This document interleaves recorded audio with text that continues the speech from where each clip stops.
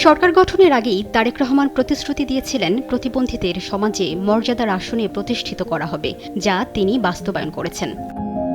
বৃহস্পতিবার সকালে সচিবালয়ে মন্ত্রিপরিষদ বিভাগে নিজ কার্যালয়ে প্রবেশের সময় ৩ প্রতিবন্ধীর হাতে নিয়োগপত্র তুলে দিয়েছেন প্রধানমন্ত্রী তারেক রহমান।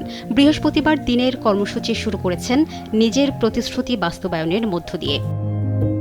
গাইবান্ধার সাঘাটা উপজেলার আয়েশা আক্তার, সিরাজগঞ্জের কামারখন্দ উপজেলার নীলা খাতুন এবং নড়াইল সদর উপজেলার হাসমত আলীকে কর্মসংস্থানের সুযোগ করে দিয়েছেন তারেক রহমান। প্রধানমন্ত্রীর কাছ থেকে সরাসরি নিয়োগপত্র পেয়ে উচ্ছ্বসিত তারা। প্রতিবন্ধীদের জন্য দিনটি ছিল নতুন কর্মজীবনের পাশাপাশি নতুন স্বপ্নের সূচনা।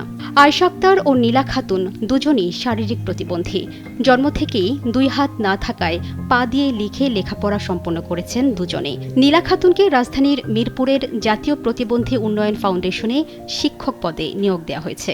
আর আয়েশা আক্তার নিয়োগ পেয়েছেন Gaibandha BIAM laboratory school and কলেজে ক্লাস সুপারভাইজার হিসেবে। এদিকে দৃষ্টি প্রতিবন্ধী হাসমত আলীকে সমাজসেবা অধিদপ্তরের অধীন ইউনিয়ন সমাজকর্মী পদে নিয়োগ দেওয়া হয়েছে। প্রতিবন্ধী 3 ব্যক্তিকে চাকরি দেয়ায় প্রধানমন্ত্রী তারেক রহমানকে ধন্যবাদ জানিয়েছে বাংলাদেশ প্রতিবন্ধী কল্যাণ সমিতি। লামিয়া আক্তার, দেশ টিভি, ঢাকা।